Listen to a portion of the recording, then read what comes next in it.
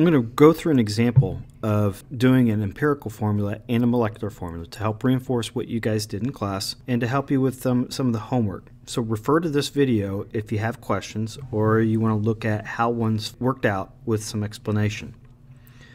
So first off, let's go through what do we need to do for an empirical formula calculation. The first thing you have to do is find the number of moles of each element that you have in the compound. That's going to involve either going from grams to moles, or if you're given percentages, change the percentage by assuming that you have 100 grams and then convert to moles.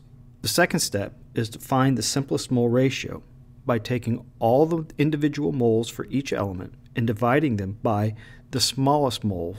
And once you've got that, you're going to write out the formula. So let's go through an example. A compound thought to act like testosterone has a molar mass of 960 grams per mole, is found to be made of 77.95% carbon, 10.07% hydrogen, and 11.98% oxygen. Determine the empirical and molecular formulas. The first thing we're going to do is to convert these percentages that we were given into grams, assuming that we have a 100 gram sample. The next step is to convert each one of those grams into moles, using our mole to gram conversions and getting those conversions off the periodic table. The next step is to divide by the smallest number of moles. Since the 0.7488 moles of oxygen is the smallest, we are going to take all of them and divide by that value. So we see that we get 8.67 for our carbon, we get 13.31 for our hydrogen, and we get 1 for our oxygen. Now these are supposed to represent our subscripts, and they should be whole numbers or close to them, but we see that 8.67 and 3.31 are not. This is where we look at and we look for the fractional values that we can get every once in a while.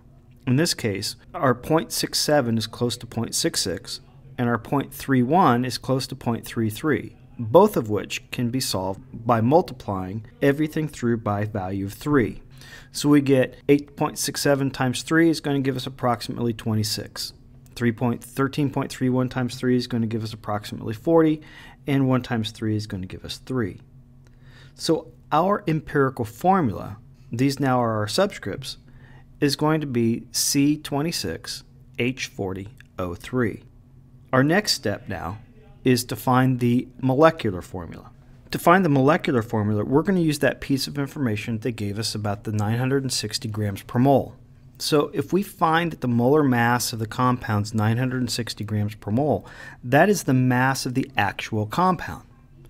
To determine what the molecular formula is going to be, we make a comparison between that mass of the molecule and the mass of the empirical formula. And we do that by taking the molecular formula's mass and dividing it by the empirical formula's mass. The reason why we're going to do this is because we know that the empirical formula is either going to be equal to the molecular formula or its mass is going to be less, because the empirical formula is a reduced version of the molecular formula. When we do this, we find that we get 960 divided by 320. 320 is the mass of C26H40O3. What this means is that the molecular formula has been reduced by a factor of 3. So the actual formula is 3 times greater than what our empirical formula represents. And for that reason, we can multiply our entire empirical formula and multiply those subscripts by 3 and get the molecular formula of C72, H120, and O9.